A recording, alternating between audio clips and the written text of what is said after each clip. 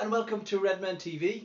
It's Jonathan here after a fantastic, gritty, everything that you could ask for really, 2-0 victory over Crystal Palace.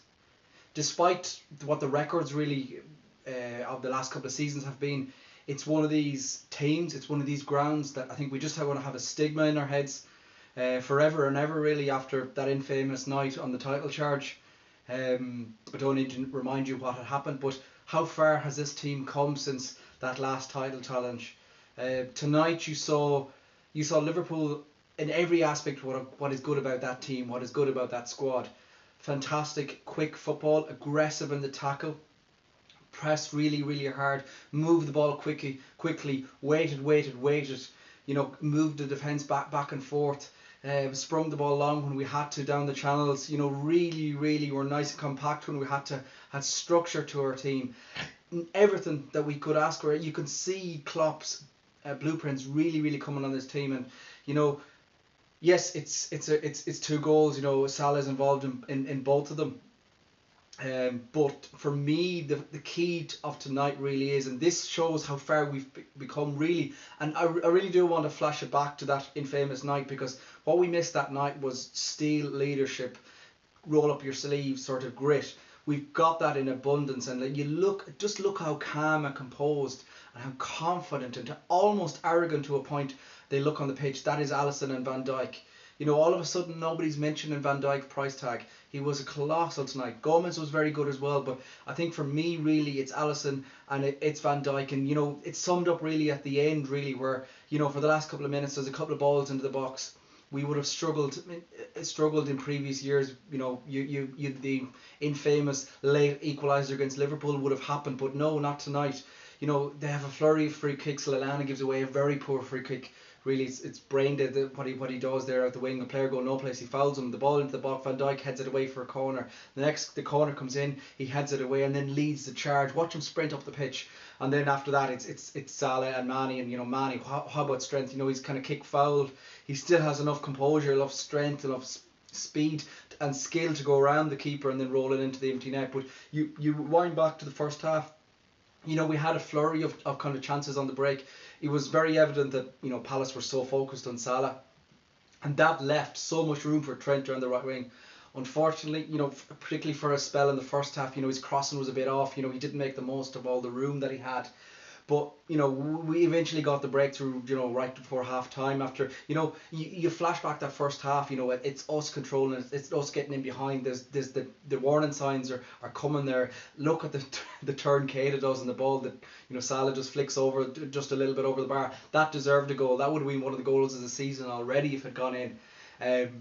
You know, but also, you know, Robbo was excellent, Gini was excellent, you know, Sadio Mane, you know, we really drove into them. Van Dijk just like bet Benteke out the gate really, you know, we just destroyed him on the pitch. I think I can remember one header that Benteke wins from a corner, and then I think it was offside at the time. That's the only one I can remember. Apart from that, you know, he was bullied, and you know, every time we had them kind of sort of pinned in. Anytime they came forward, we won it back and pushed forward. They did get a couple of chances. One was, you know, I spoke about, you know, Keita doing a wonderful piece of skill. Then he does a brain fart where he passes the ball straight back to them. Townsend hits the bar and there's a bit of a flurry afterwards.